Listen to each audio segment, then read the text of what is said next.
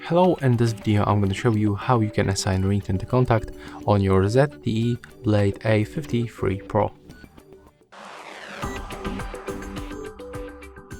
So to do this, you have to open the phone dialer at first. Next, you have to go to the contacts on the right bottom corner, select your contact and then click on the three dots in the right upper corner. Right now click to set ringtone.